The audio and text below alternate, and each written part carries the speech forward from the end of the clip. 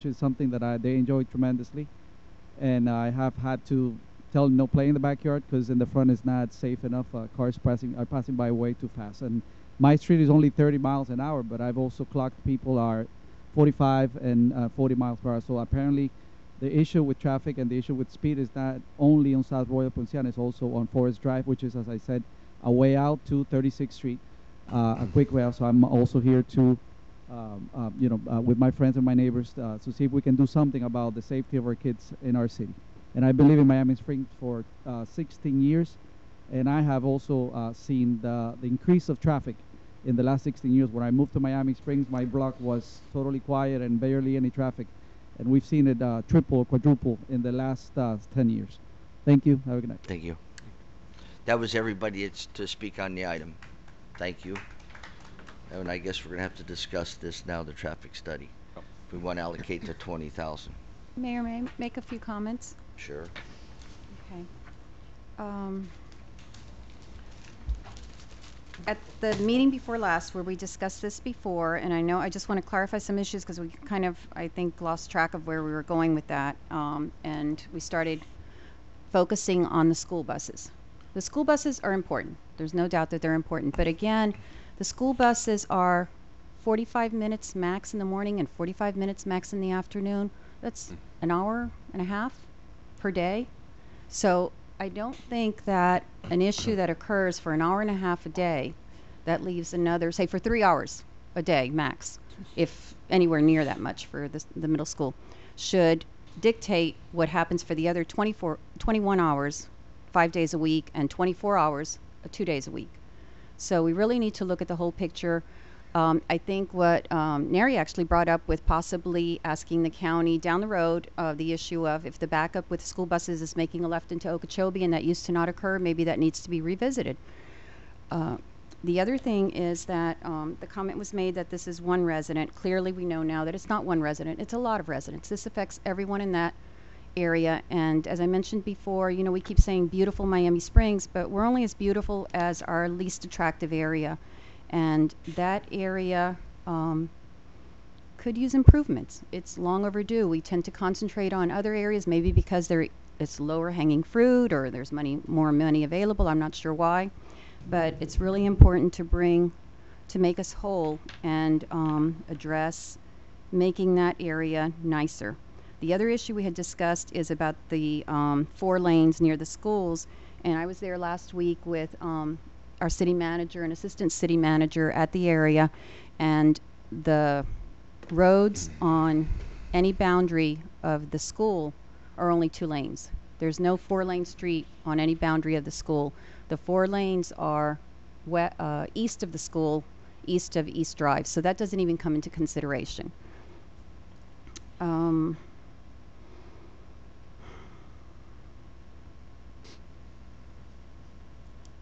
The other thing I wanted to mention is we were talking about the study that was done in 2012. We actually had, and Tammy, correct me if I'm wrong, I think a study done at 2016 when I asked the county to look into it again, and I believe 2017. In the fall of 2017, the county did an, I guess, informal study of the speeding there, and they found that the average speed on that road is 39 miles an hour. So if that's the average speed on that road, that means a lot of people are going, some are going less, but a lot are going much faster than that. The other thing, the reason that we asked for the informal study was to ask them to just go ahead and lower the speed limit there to 30 miles an hour to make it consistent with every other road in Miami Springs, which is either 30 miles an hour or less speed limit. And they said that because it was a 4-lane road, they wouldn't lower the speed limit. So that's where we started the discussions about making it a 2-lane, is because the county will not bring it down to 30 miles an hour just the way it is without some changes in the 4 lanes.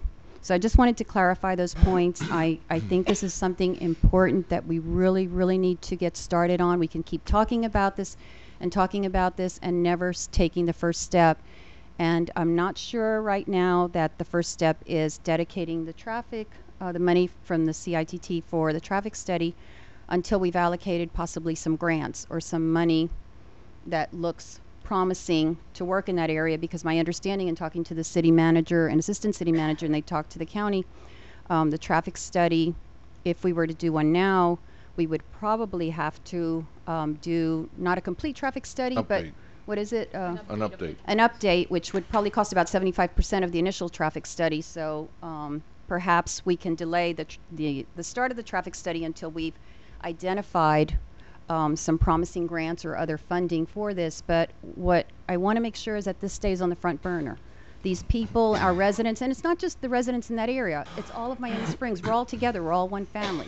So, you know, making that area nicer, safer, there's no reason that you would have to go that long a distance without having a median for safety. You have to cross 4 lanes of traffic with traffic coming in 2 directions. And if you were to try to cross that road, there's no median where you would stand on 2 little strips of yellow painted road, hoping that the cars don't whiz by you before you could cross the street. That's just not acceptable for our community. Okay. Anybody else? Yeah, through the chair. When was the year that they cut off Lejeune Road from going east on South Royal? Anybody know? And there was a significant difference in the traffic flow. Neri, maybe, was it 10? Okay. So after what was just cited with the 12 study then. You know what? I don't think there's any question that we need to look at this area in terms of doing something about it. I think it's been long overdue. I agree with what Councilwoman Mitchell just said. Having said that, I don't think we want to jump into this not being prepared to do it either. I don't think we're there yet. I think we have obviously some folks in this town that seem to feel that it's important, as do I. But without a decent cash thrust behind you, you're going to go down in flames. So traffic studies, I've always been an advocate of anti-traffic studies, if you will, because you know, you get one and then 5 years later here you are doing another one, another 20 grand, another 17 grand, another bump, and it all adds up. I think we need a comprehensive plan going forward in terms of what we want to do in this particular area between East Drive and Lejeune and move forward with it. Right now, I don't see that we do. But I certainly applaud the folks that came here to ask us to do something about it. Yes, come Yeah, to the, I'll please let come you, to the well. I'll let you come up. Yeah. Thanks, Bill. Go ahead. I know it's kind of like a little wrong. Thank you.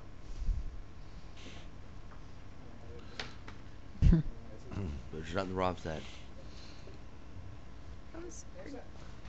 I think that was a 4-lane street because you used to be able to catch the highway through the June when you used to go down that road. Exactly right. You can no longer do that. That's Right. why a lot That's of people exactly don't why. use that road. That road is always vacant. Like nobody takes that road because they cannot catch the 112. They have to go through East Drive. Another thing that I put on that drawing was the condominium buildings that are on the north side of the street. They don't have sufficient parking, and a lot of them have to park at Stafford Park, and sometimes they park at the swale of my house. We've had to call the police sometimes because they're actually parked in front of my house and they leave their cars there. I mean, we don't want that problem. I mean, if they can do even some street parking on that side, I thought that would be a good solution, not only to solve the parking issue for those condominiums because they have too many people and there's not enough space for their cars. Okay. So yeah, I wanted to add All that. right. Thank you. I think. Thank you, Mr. Thank you very Rojas. much. Through the chair, if I might continue, Bill. Sure. Thank you, sir. You know, this also boils down, as Mr. Rojas just correctly pointed out, to a density issue relative to the condominiums that are along there on the north side. There's no question about that.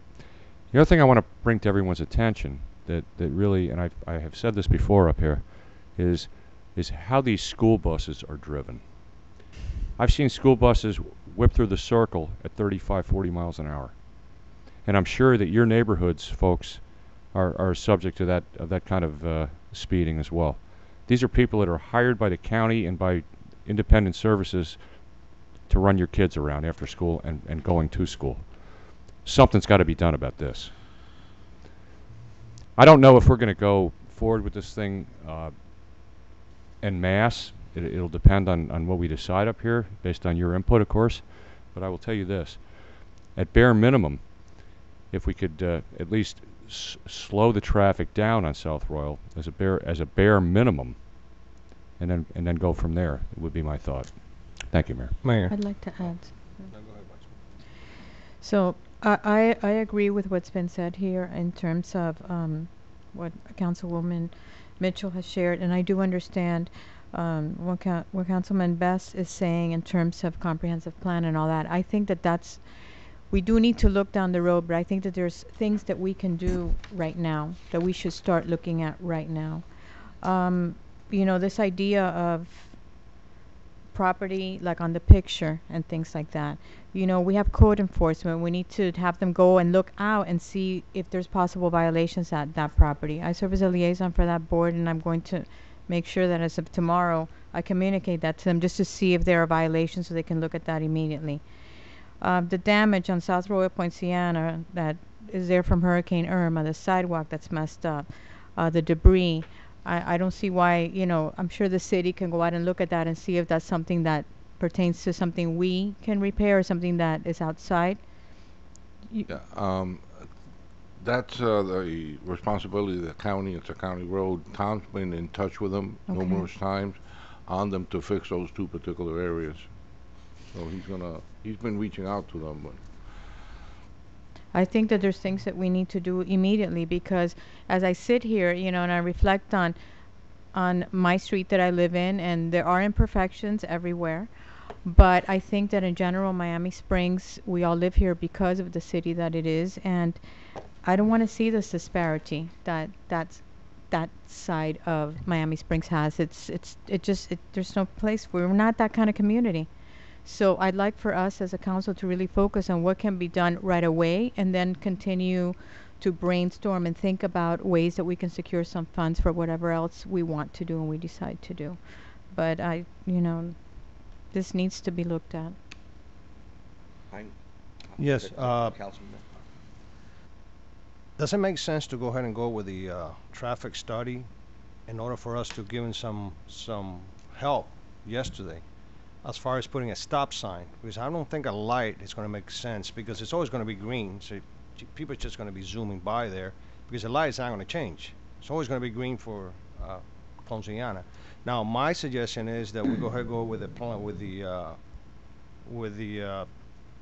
what is it that we have to do? The traffic study, in order to be able to put the stop sign somewhere along the middle of the whole strip. Now, do we need to have a traffic study to do a stop sign, or we can just place a stop sign there? well, that's a county road before they, and all the traffic control devices are controlled by them. So does that make sense to you folks? I mean, go ahead with a study, and in order to just alleviate the traffic issue there, the It's speed. a lot of money. It's $20,000. $20,000 that could be used to do that beautiful rendering that he submitted, which I think is beautiful with the median Yeah, but in that's the gonna middle. cost But then more again, money. I know that that's a county road, and that would have to, so rather than spend the money on a study like that, inquire of the county if, now that it does not lead to a highway, which is why we had 4 lanes to begin with, can we look at it now and say it doesn't need the 4 lanes, and what can the county do? This is a traffic safety, community, all of these implications that this is negative.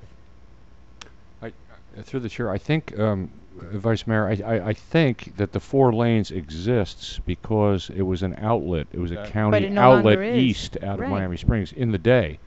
But after that construction that was accomplished at Lejeune, Right. eliminating stuff Mm. coming that way, Right, that's what I'm that saying. the requirement for that kind of goes away, except, as Neary Owens mentioned earlier, the thing coming out there, and which also made some sense in my view, to eliminate that left-hand turn going on the Hialeah Drive, or you know, William. across the river.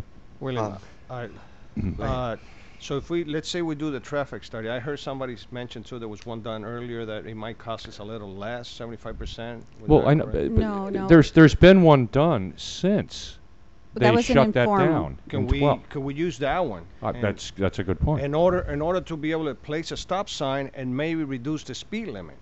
Can we do those two things at least to get him some kind of relief now? Because what we're talking about is kind of kicking the can down the road, and it looks like down the road is going to be a long time. Could we perhaps, Um, and I think, because I think before we do that with the traffic study for the stop sign, you probably, William and Tammy, would like to talk to the county again, Yeah. right? I mean, that Regarding 20 the stop sign, right, because from when we spoke in 2017, they made it pretty clear that, Right. you know, it's a 4-lane and a 4-lane's going to stay. I mean, what we were just asking is for them to make it 30 miles an hour. Keep it the way it is and Right. make it 30 and start with that. And that was just not going to be a possible. And the sad thing is that when they found recently in the fall, when they found that the average speed was 39, they felt that was consistent with a 35-mile-an-hour speed zone for people to be going 4 to 5 miles an hour faster. So that was no reason to lower the speed limit to 30. But I'm sorry, Councilman, go ahead with your thought. I wanted to. I think I can say something too. Go ahead. No, You're done? that was just my suggestion. My to do it. thinking is this: number one, the county's going to have to approve anything that we do over there. Right. Why don't we instead of spending this money on the study, why don't we see if our engineers company can go ahead and make a rendering, a drawing of of making it 1 lane with the fact that 1 lane with the beautification of the trees in the medium, and present it to the county that we would like to do this on this road. And maybe I don't know what in other words, give them is sort of like, if you don't give them what you want it to look like, they're not going to go ahead and do it. And if you give them a rendering of that type style, like at Westford Drive or the other mediums that we have, maybe they'll go for that beautification type of look for safety and also. And then see if they would be committed to, before we spend more than we have to. I mean, they won't even change it from 35 to 30. But maybe then we can show them what we'd like to do there. And maybe get a commitment from them that if we can apply for grant money and apply even for a grant, at least we're supplying them with what we would like to do there to show an actual project. We've talked to the county. They support us in doing the 1 lane. Okay. We've talked to them. Okay. I mean, and you have the renderings that were done by our engineers, which came up with the cost of 247 for painted medians or 700. But the county, Tom talked to them, we talked to them. They're in favor of the project. They just want a traffic study to justify it. Once the traffic study is done, then we can move forward with the. So Tom, they said if we do traffic study, and it comes to the fruition that we go 1 lane, come on up here. And we can't, excuse me, Mayor, and we can't use an old traffic study. No, that's a 6-year-old. That's why they want a new one. Okay. If we do the traffic study to go to 1 lane, what's your percentage of thinking they're going to accept that as a change to 1 lane in that area? They're in favor of whatever we propose as long as we foot the bill. Exactly right. That's right. It. As a matter of fact, they even we've heard this suggested- before. No, they even suggested making it 1 lane and adding bike lanes Well, yeah, from east to Lejeune. but what I'm saying is, how did the process go to get the grant money for Westford Drive? You know, that it depends on what resources available and what agency or entities are offering the grants. They're not always guaranteed, and it could take years to get the actual grant. The difference with the FDOT grants that we got for these bike paths is that we already had a median existing. So all we had to do was add the bike path. In that area, we don't have a median. So we would need to start with a median How would you go? Okay, let's go this way. How would you go for a grant to put a medium in? You'd have to check with FDOT. We have the ladies checking on grant opportunities all the time. We're talking to FDOT. To get a fund. Do we need to have the traffic study to go ahead and? According to Miami-Dade County, yes, You have to because have it's going to justify whatever plans we bring to them, but they fully support whatever we do bring to them.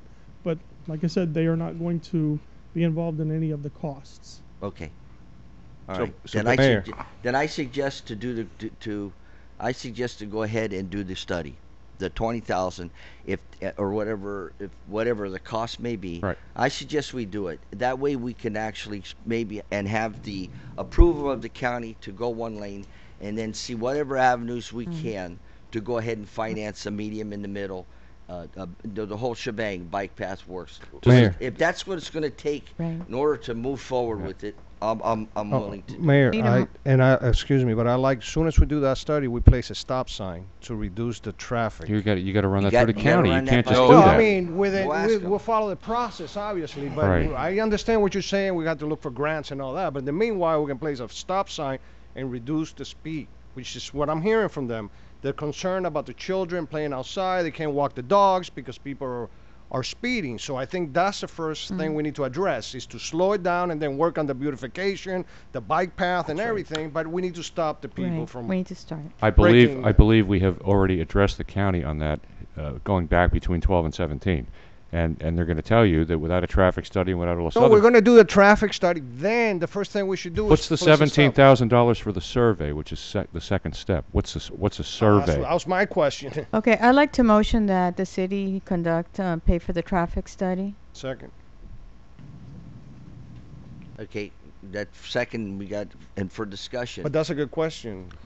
For discussion, I'd like to make sure that the traffic study, if possible, that we can ask them to expand it to give us their input Right. for beautification, accessibility, pedestrian accessibility, bike accessibility, and perhaps, William, if this can tie in with, I know, another grant that you told me that we're getting citywide for accessibility to mass transit with bike paths. The connectivity can study, we but kind of- that's just a study. Councilwoman, I think The that's a connectivity separate study. cost, a separate discipline as well. I don't think this traffic study Well, people le- will be able to offer you well, us wait. that. No, Let- but I'm saying just kind of tied in that eventually, part of the thing is we want accessibility with pedestrian and cyclist accessibility for mass transit too, because well, okay. that kind of moves things All now. right, wait. Now let's not don't get so excited here. Just wait. I don't know. You better watch out what you're implying. If the $20,000, what it establishes, it's going to go ahead and do. Maybe the things that you want to study further Is not gonna might show be up, not A little might more. not be Mhm, in this of course. study at $20,000. Of course not. You understand what I'm saying? I commend what you're saying, but you got to understand that the study is only to get us to that point. So then we can go ahead and maybe somehow have our engineering people come up with a schematic or a plan of what we would like to put there. Right. And then that would be because we would get the okay from the county to go one lane. Then we could go on to put what we would like to put there to beautify the place. Is And Cr- then could then see what would cost to go ahead and see if we can actually get some kind of a grant or somewhere to go with that. Is Chris Hyde capable of performing what you just I suggested? would think we can discuss this more internally and see if we can't get. No, I would think our engineering firm would have to do that, and maybe we could get a cost from the engineering firm after the study comes through of what the cost would be to give us a proposal on what we would like it to look like on the Point Siena after the study, because now we know the county's going to go with that. I feel more confident that then we can go and do, and then we can go ahead and establish something to look for some grant money, and we ought to just start trying to do that now. Well, they did give us the estimates. No, but I mean to pay for it. Yeah, it was Okay. 247,000 for a painted median, or 727,000 if you wanted solid medians. I know. You mean I find know, the but grants. yeah, but I'm looking to how we're going to get the grants to do that. If you did a painted median, you could always go back later on Oh, of and course. Yeah. William, what's the $17,000 for? Excuse me? The 17,000. survey, the second That's step. part of a survey. That's after the traffic study. right, If right. If we come back with a traffic study and we find the 227,000, 17 of that is for the survey. Are we going to need a survey to place a four-way stop sign? No, this is not for. This is to no. To the do medium, for the single lane, medium. Single Okay. lane from east. Okay, to, gotcha. To Lejeune. Survey what I was to asking. accomplish that. yeah. Okay? It's going to be step by step. Perfect. Okay, so we got a motion on the floor, Mayor, A for, first and a second. you have, okay. Okay, and then we discussed it, and I'll call the vote. Vice Mayor Zapata, Yes. Councilman Best, Aye. Councilwoman Mitchell, Yes. Councilman Petrolanda. Yes. Mayor Bay. Yes. We go to Mayor, could we move up 12A? no. Because we have a lot of people waiting here. No. 12A. Okay, come on. We'll go ahead and do the presentation from B and A and lifespan on the new senior center.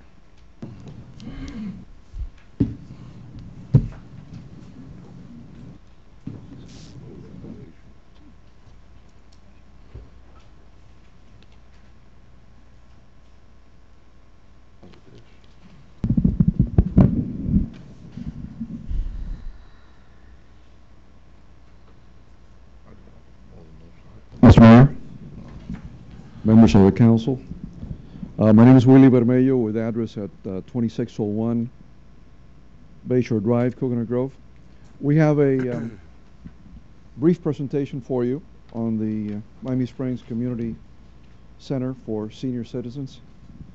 And then we look forward to having some dialogue with you and answering your questions. But before I do that, I'd like to just take a brief minute to thank you and express our gratitude for working with your wonderful staff, your city manager, William Alonso, and Tammy Romero, assistant city manager, and I think the heart and soul of this project, Karen Rosen. Karen?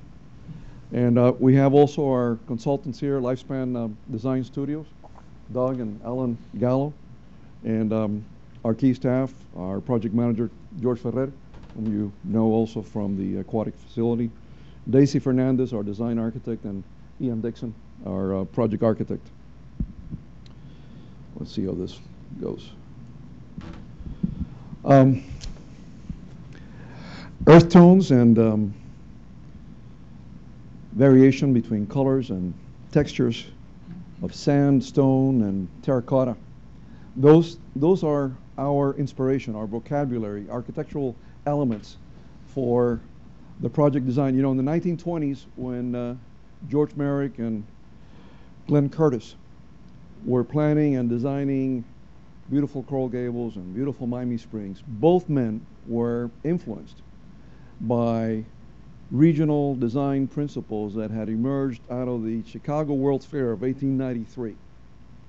In the case of Miami Springs, it was the Pueblo revival and the Pueblo elements in New Mexico, which we have tried to capture in our design within a modern format, within a modern context. When we think about project design, it's more than just about satisfying program requirements within a functionality and within efficiency.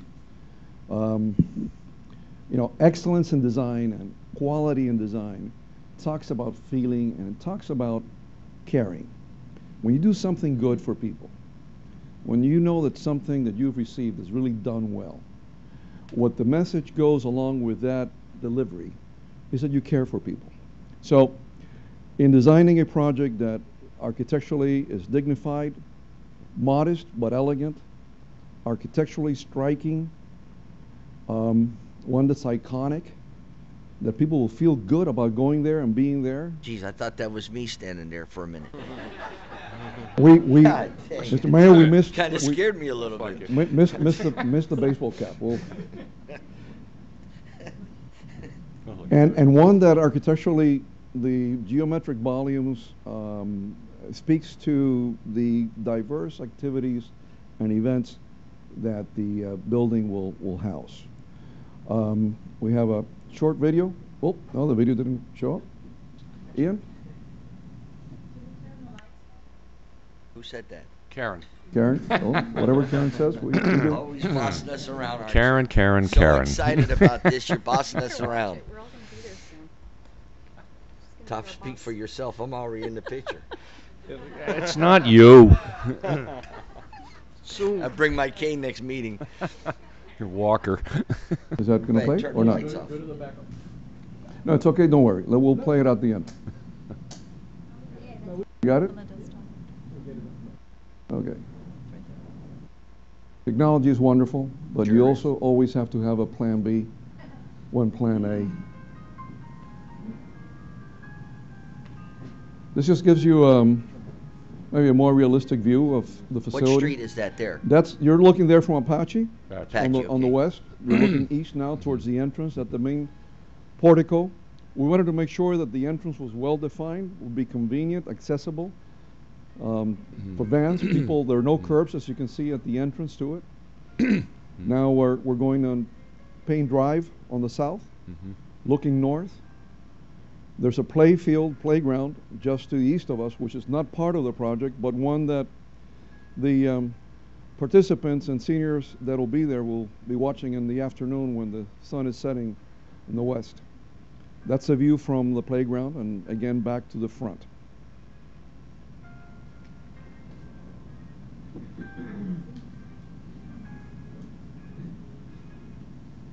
It's beautiful.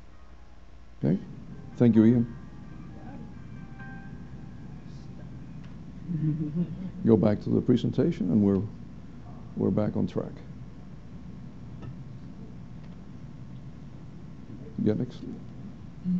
Okay, so the site is a small 3/4 acre site just south of the playfield, and we're nestled between Apache and Payne Drive, and just to the east of us we have a playground that at some point will feel like it's part of the project, but currently it's not in the project itself.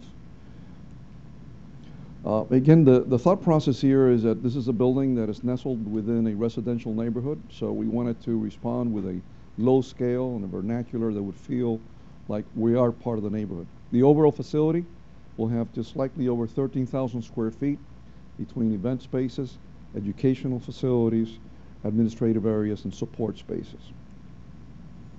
The floor plan and the design really has been a collaborative effort between obviously our staff at BNA together with the city, Ellen of course, and Karen and Ellen and Doug Gallon of Lifespan.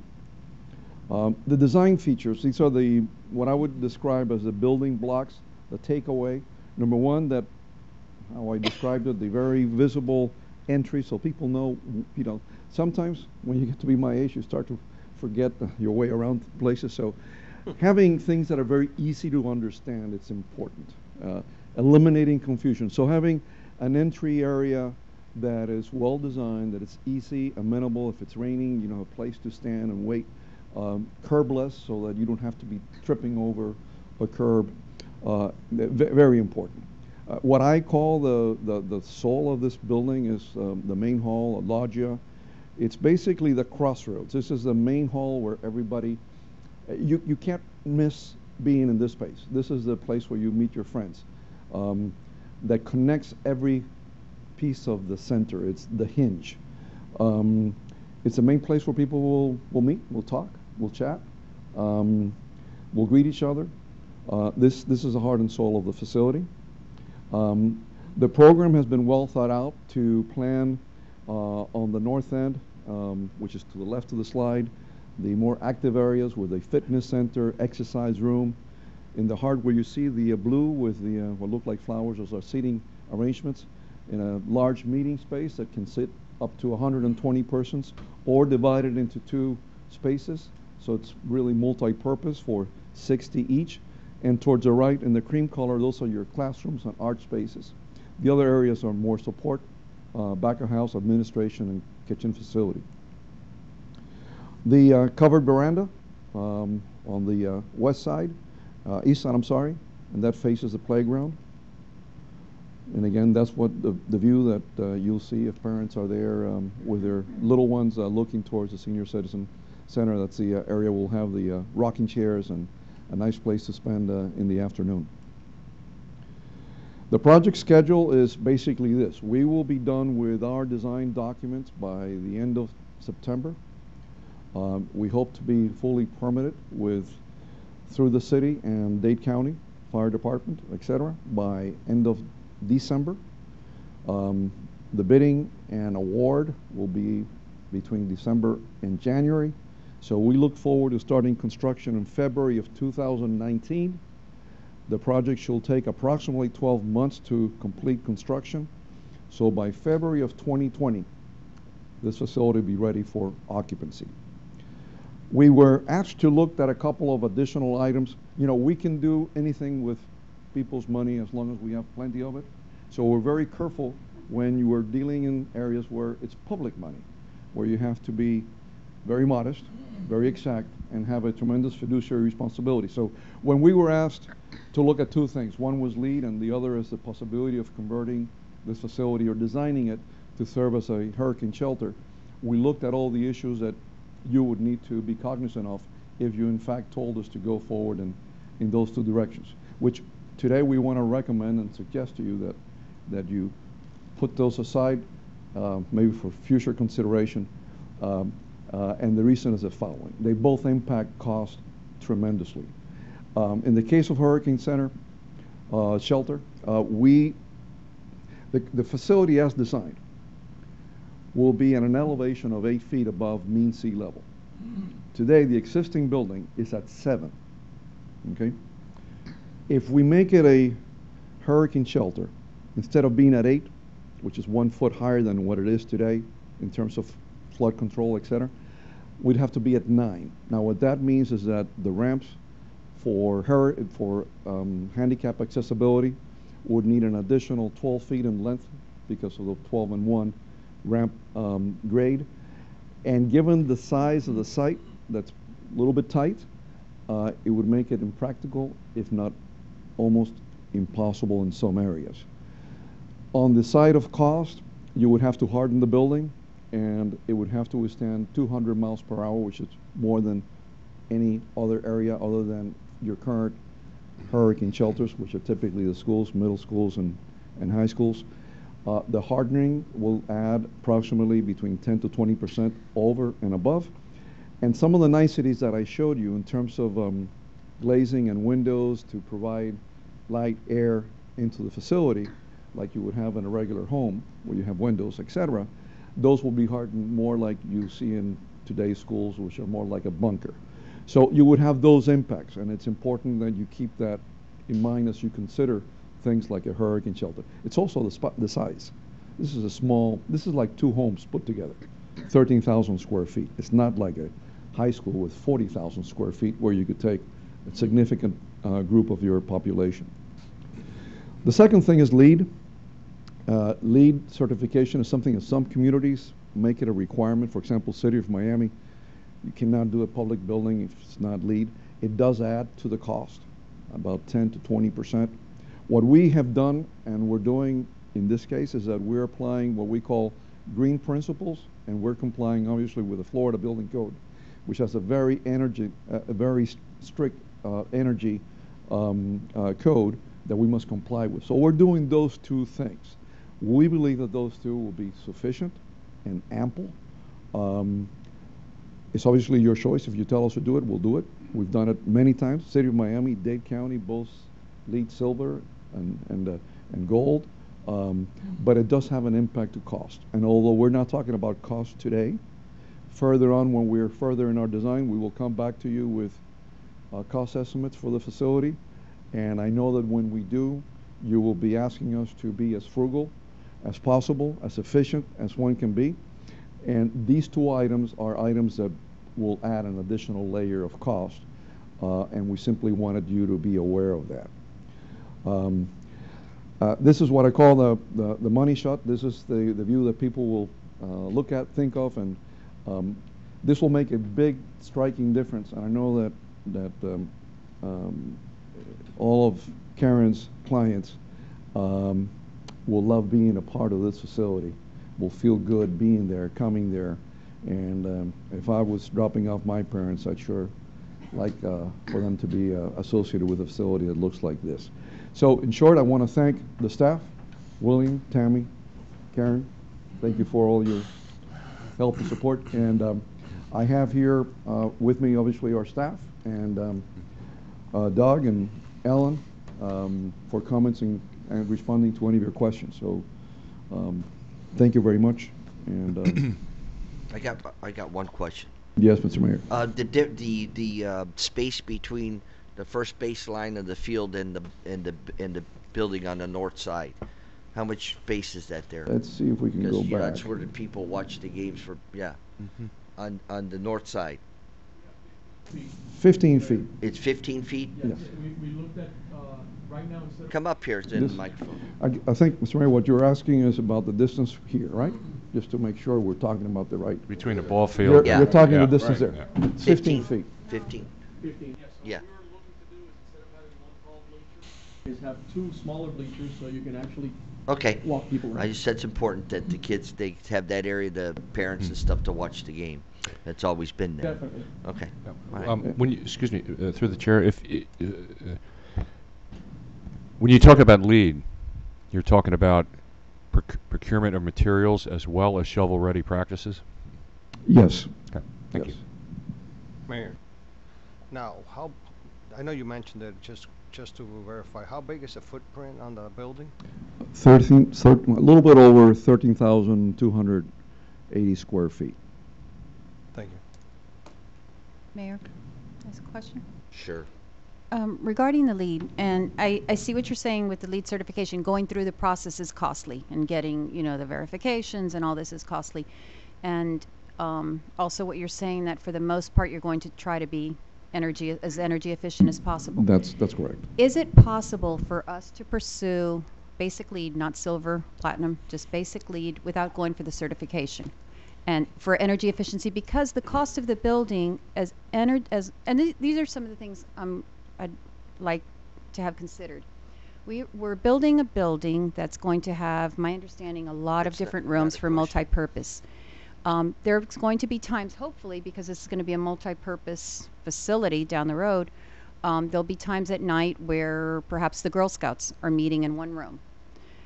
I wouldn't like to see the whole building running, air conditioning running to cool off one room that's being used in the evening.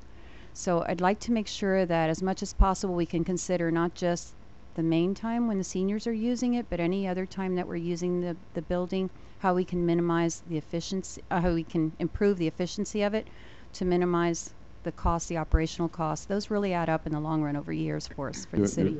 You're totally correct. And let me just say this. There's a difference between doing everything that you would need for certification and actually obtaining the certification. Mhm. So we can take care of everything that would get you lead, except not go through the process of the actual certification. Gotcha. Okay. That's the only issue that I would comment.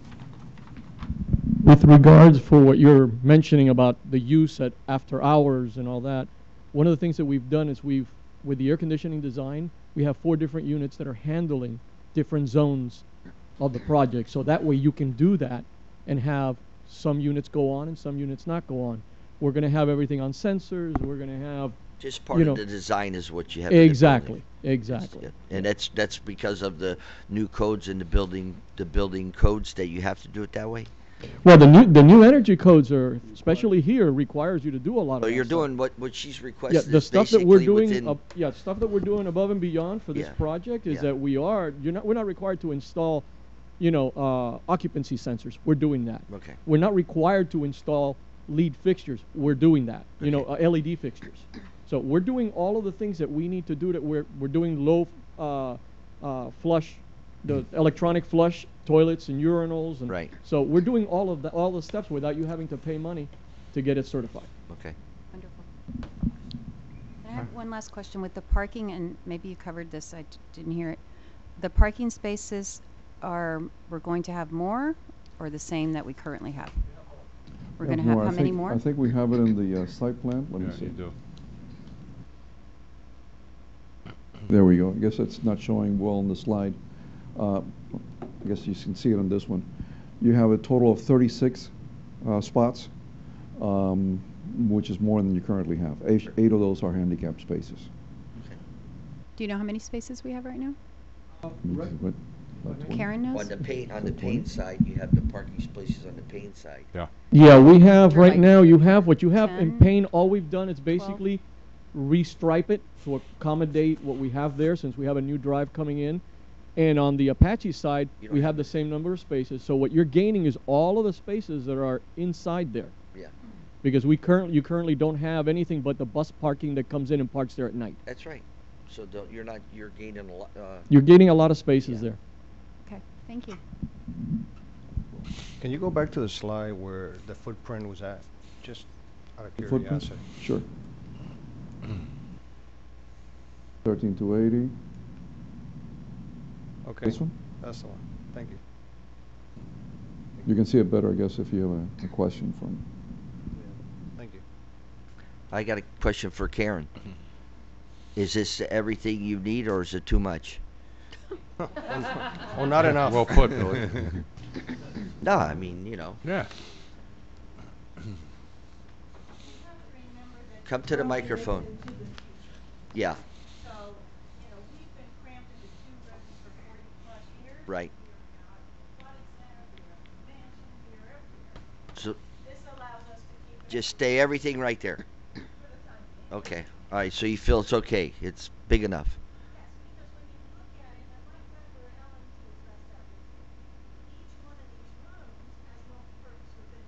Okay. Okay. So is this going to be big enough so when the mayor and Bob Best, Councilman Best, can attend, it's going to be big enough?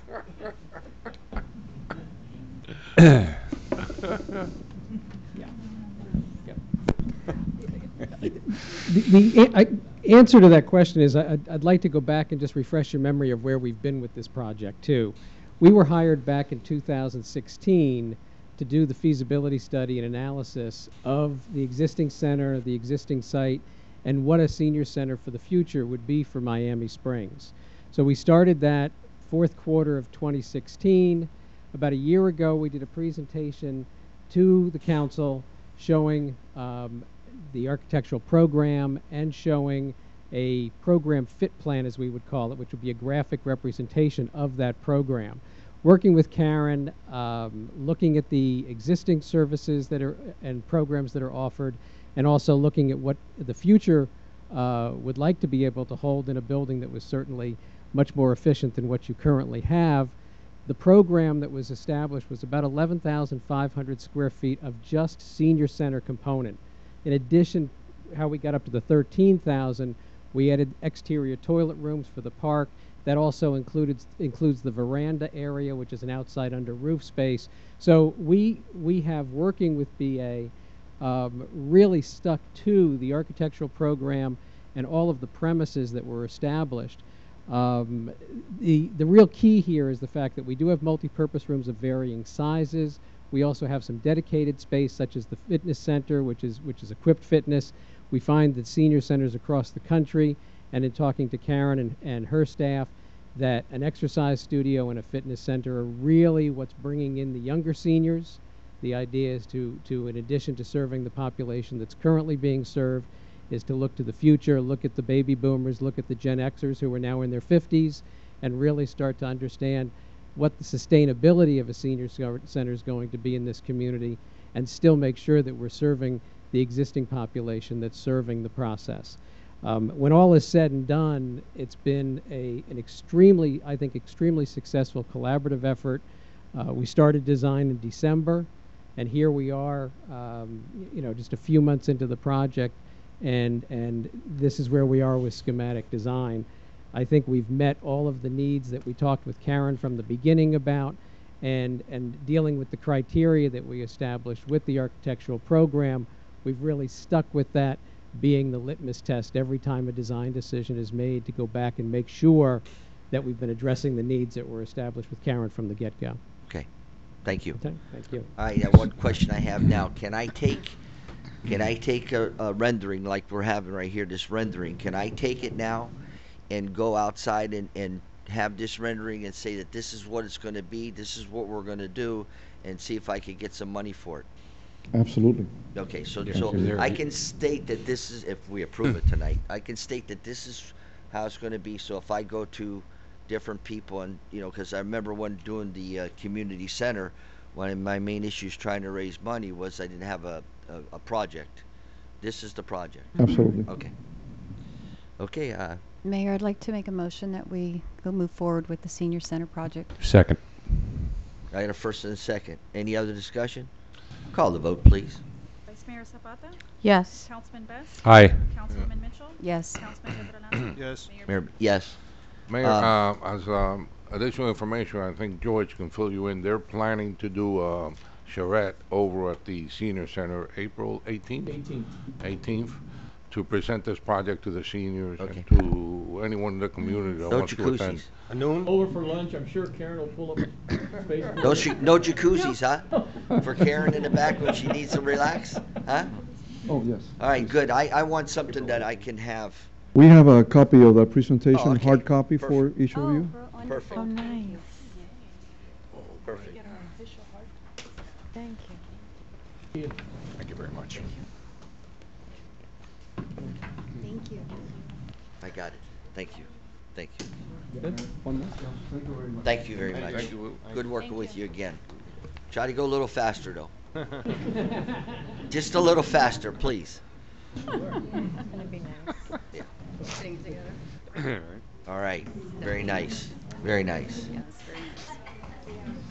Look at them later. That'll complete on my dream. I was gonna say. That would complete wait, my I dream. was What gonna do you say. think, Tom? Full. That was my dream. In the on next that 50 years. 2003. I know, that's what I'm saying. You and me are gonna That would be having complete lunch my there. dream. Bill, thank Huh? you so much. All right. You want? Can we take maybe 5 minutes? Yeah, good idea. Gonna go. Thank you. 5 minute recess. We'll come back.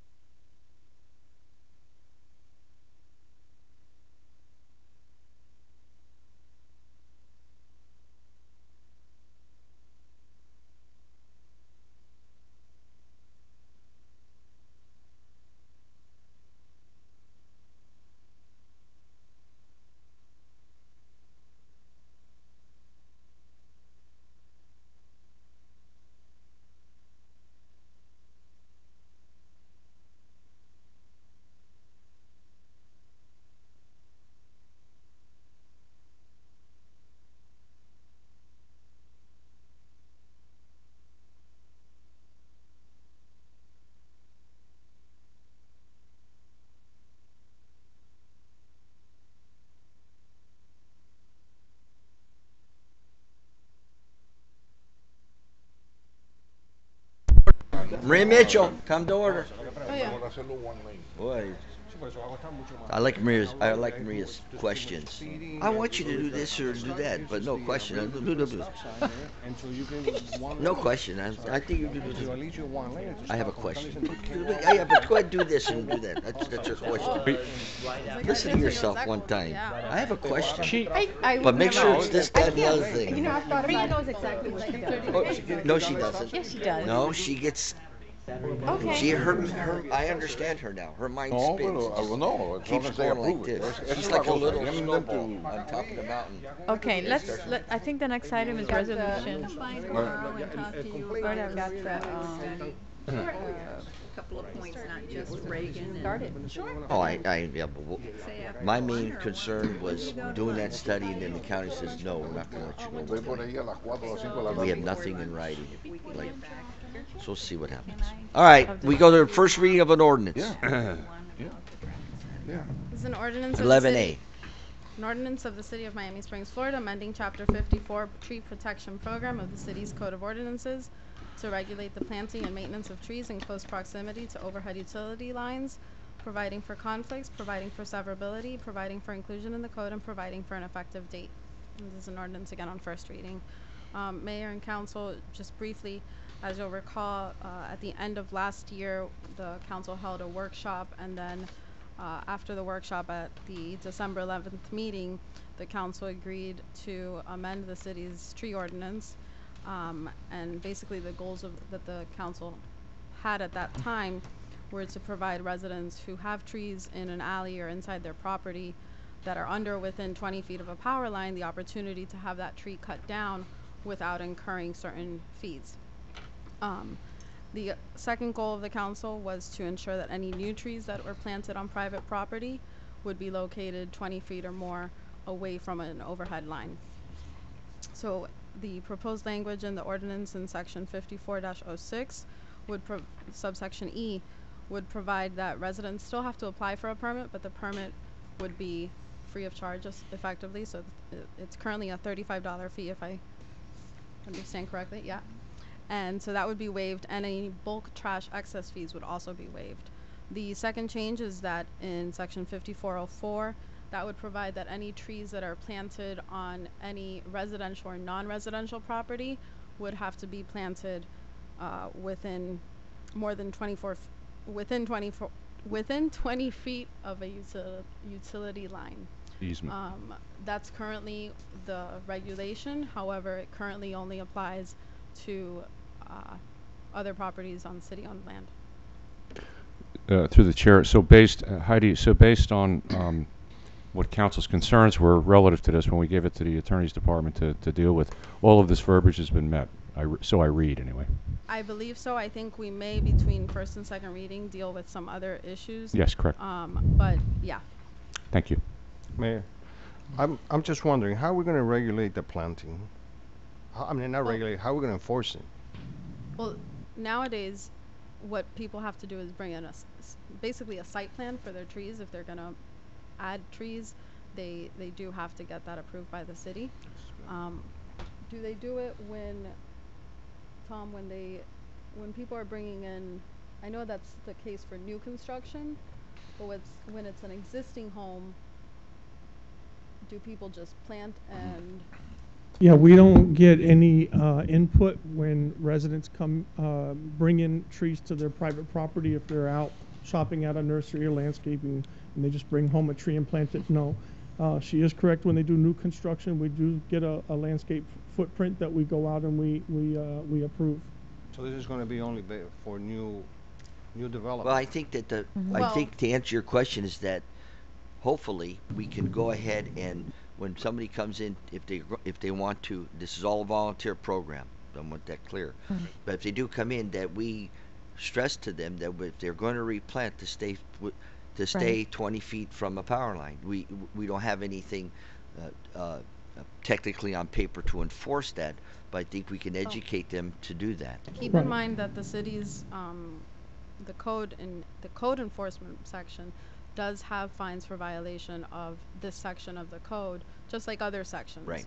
So if somebody were to violate any of the provisions of Chapter 54, they would receive, or they Right. could receive But a my notice of violation. understood. But my main thing is that if somebody comes in and wants to take the tree from under the power line, that they are educated, or maybe we can make a little flyer up to hand to them, that please, when you Right. replant, stay. Right, we have the tools to educate Right. the public now with social media, with our website Right. and various other Right. avenues that we can, the most important thing is to educate and Right. put the information out there. And this came as a result of our taking a look at the landscape after Irma. Is that correct? Correct. Right. As a result of that. Right. I'd like to thank the administration for looking into that and make this happen. Okay, so motion to approve item 11A as read and explained. Second. Call the vote. Vice Mayor Zapata, Yes. Councilman Bez, Aye. Councilwoman Mitchell, Yes. Councilman Petrolanda. Yes. Mayor Bing. Yes, we have 11B, a resolution. This is a resolution of the Mayor and City Council of the City of Miami Springs, Florida, urging state legislators to amend the state's Every Student Succeeds Act, ESSA plan, providing for transmittal and providing for an effective date. This was an item that was brought to us by Vice Mayor Zapata, and we recommend approval. I don't know if you want to add anything. Yeah, Vice this is Mayor? just because the state of Florida is out of compliance with what federally they're calling for in terms of the Every Student Succeeds Act. There's always students that that achieve very poorly at the lower end, and students who are always up here, and it's because we're not really taking into account the difference between equity and equality. So just because you give everyone the same thing, you're not meeting the different needs of students. And so federally, they're calling for that to take place, and Florida is being pretty, I don't know, reluctant right now to make changes to how they're assessing students. So other municipalities have also jumped in, and I didn't want Miami Springs to be left out of that because it's an important piece that affects our students in our schools. Can I say that our Vice Mayor got an award? I don't know what the award is, but maybe she can explain to everybody that That has she was nothing honored. to do with this, but I know it doesn't, but it's education. Educate. Tell Yes, us why I- you got the award. I served on the board of the Early Learning Coalition since 2013 till this past year, and I was awarded the Chairman's Award for my contribution to children early childhood education.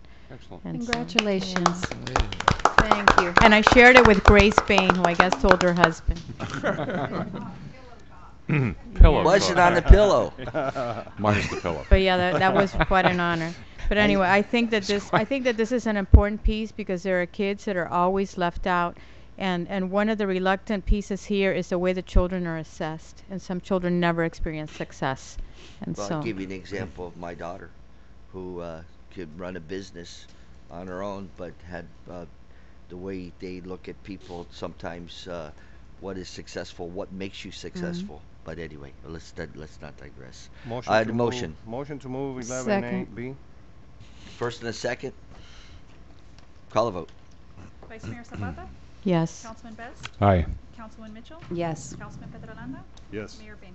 Yes, we go to 11C, a resolution. Yes, this is a resolution of the Mayor and City Council of the City of Miami Springs, Florida, establish an auditor selection committee pursuant to Section 218.391 Florida statutes, providing for committee membership, providing for committee duties, providing for authorization, and providing for an effective date. The city's contract with our external auditors, Caballero Firm and Llerena and Garcia, LLC, has expired with the conclusion of the fiscal year 2017 audit. The city is currently in the process of preparing a request for proposal for the upcoming fiscal year 2018 through fiscal year 2022 financial statement audits. In accordance with the state of Florida statutes, an audit firm selection committee must be appointed to go through the firm selection process and present council with their recommendations. During our last process in 2013, the committee members were Ron Gorland, City Manager, Jan Skeeden, City Attorney, and Pete Bond, Police Chief.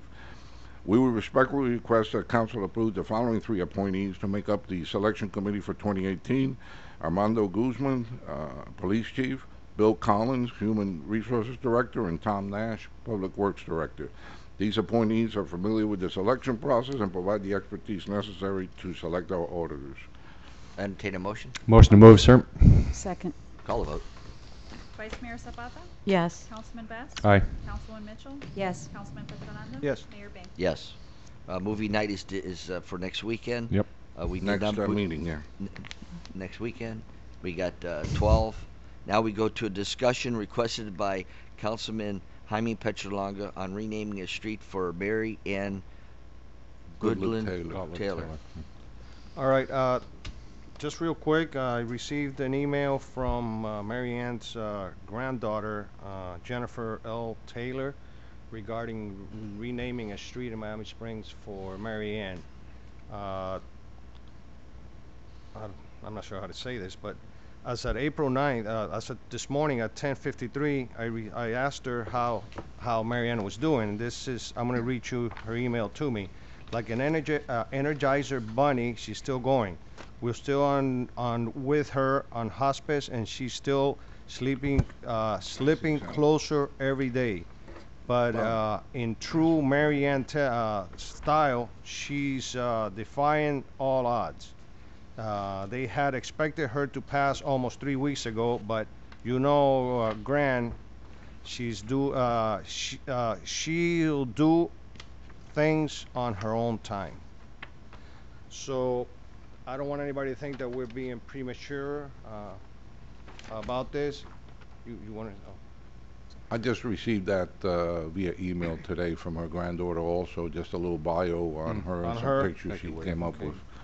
Now, the other thing I want to read to you is this is her email to me earlier, about 2 weeks ago. I was wondering if there was any way to get the street name after her, Mary Ann, seeing as she is a pioneer and a founding family, not just a pioneer of the city, and had devoted her life to keeping the history of Miami Springs even when it was country club states.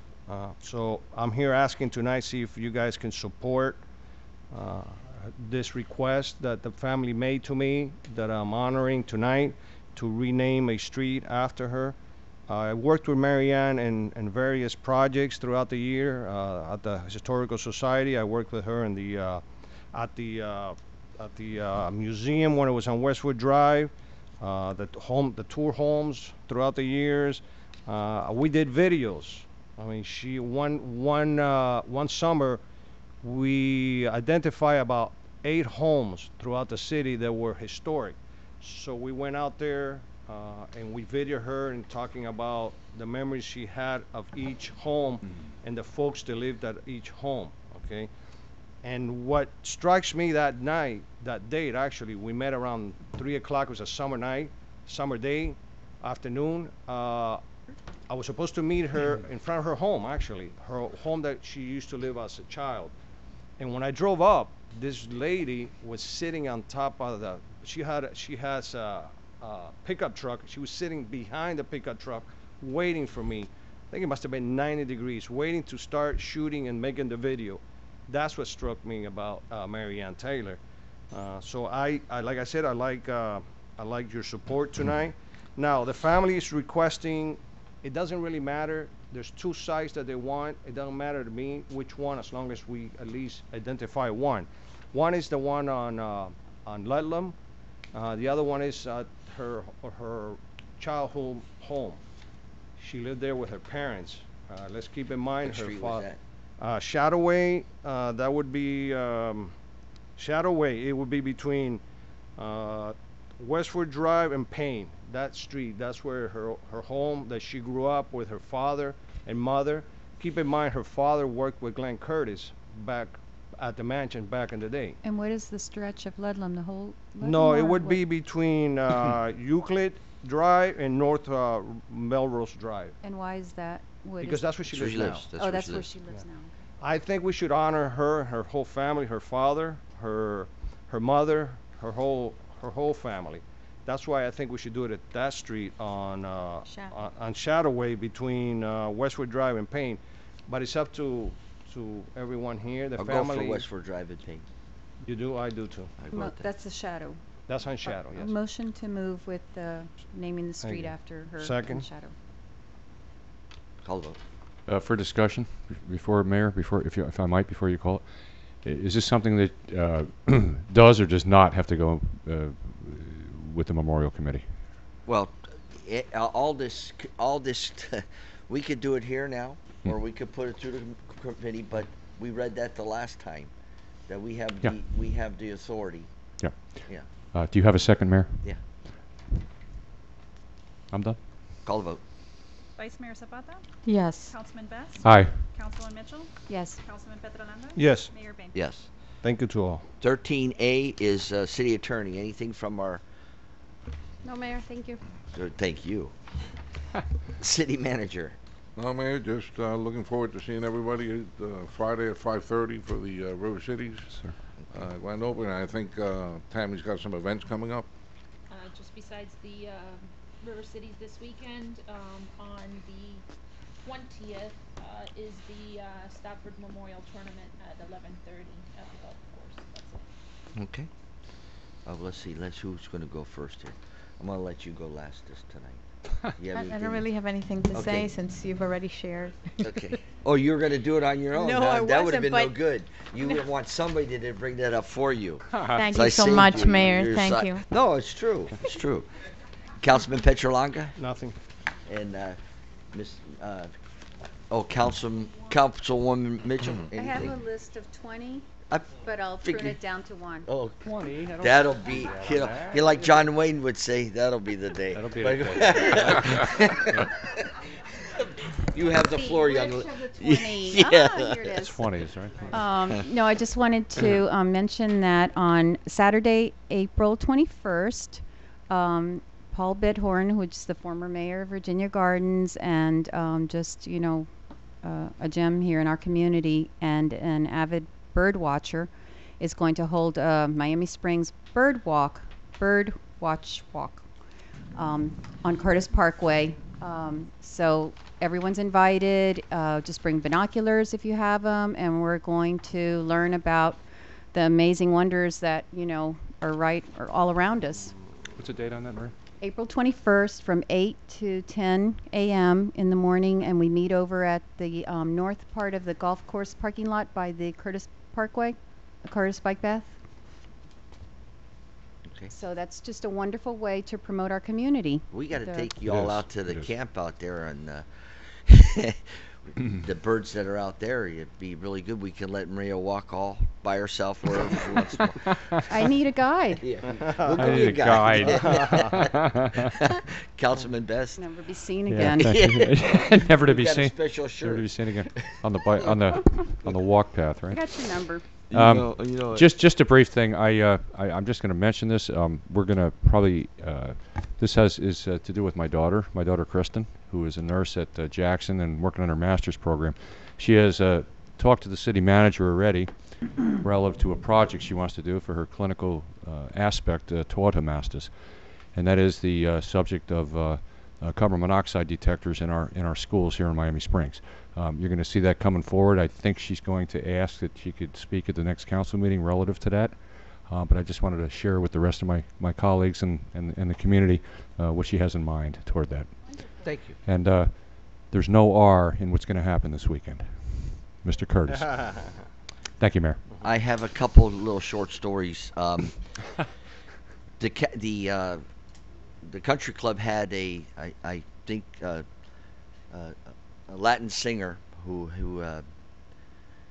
what a performance she put on. Although she was an hour late and us Americans had a little trouble with that, but Say her name. Uh-oh. Come on. Uh-oh. Jaime Noviola. I'm in Noviola. Noviola. She had hair that was this big. Big hair. But she did give us, and I didn't understand anything she was singing, but I gotta say this. My wife, who's Puerto Rican Dominican, boy, did it come out of her that night. I'm telling you, she had a blast, and so did it. I think there's about 50, 60 people that were there, Yeah. and it was a great time. Then number two, we had a great time at the Emerald Ball that they had for All Angels. All Angels. And it was called the Emerald City, I think, or something. Yes, And that was and Dorothy came with the big lion, and they had a little performance there. And we had a great time, and that was really nice. But the cutest thing or the most touching thing that happened to me this week was at work. It's been tough. John went on his honeymoon and had the girl go. She went to Cuba, so I've been short-handed for about 2 weeks, and I was just exhausted. So I never go home early, as staff knows. I'm always at work till 3:30 and home at 4. So I decided to go home around 1. I get home around 1:15, and I'm going to watch Tiger Woods, the Masters, and I'm laying on the couch just closing my eyes, and somebody knocks on the door. And Grace calls me, and I go there, and there's this cutest little girl. Her name's Gabby, and she was only, she stands about to my hip, and she hands me a little letter. Love, Mayor Bain, and thank you, because she was talking about the Easter egg hunt, and she made me 4 cupcakes. Aww. And you Now, didn't bring them to share with us? I ate them. Now, why does that happen? That the day I come home early, and she comes by, I just thought it was so touching. Grace had tears rolling down her eyes, but Very nice, man. Very nice. it was really a neat thing to happen, and sometimes that's what the good things that happen when you serve up here. We talk always about the negatives, but there's a lot of good things that happen up here for me and the people up here. So Cool. I had to share that. And go River Cities, or what do you call it now? Yeah. Miami Springs. What do you call it The now? bi- The River regatta. Cities Festival. Go regatta. The regatta. I was down to first float, came down with the Indians, with Dr. Rentz. Hey, you forgot. Yes, sir. You got to That's bring the something truth. else up. What's The that? high school baseball team. What are they, like 19-1 or something? Yeah, right they're now? doing really well. And the women's, I think they're undefeated. Yeah, so Charlie Green's outfit. Then I Fast have to pitch. add. We- then- wait, I did- I have to add one other thing. In addition to the River Cities Festival, which I'm very much looking forward to, but I saw in the paper in the Miami Herald, 2 young ladies from Miami Springs High made the All Stars in soccer for Dade County. And the young lady that came up here the other day from the Anchor Club was on television. She was I don't with me with names. She was here, and she was on television, and they were giving her kudos for her stance on what's going on about what happened at Stoneman Douglas High School. So that she was right here. We We should have got her autograph. amazing youth here We in should've Miami got her Springs. autograph, right? This meeting is adjourned. Erica, I want to see it before I leave.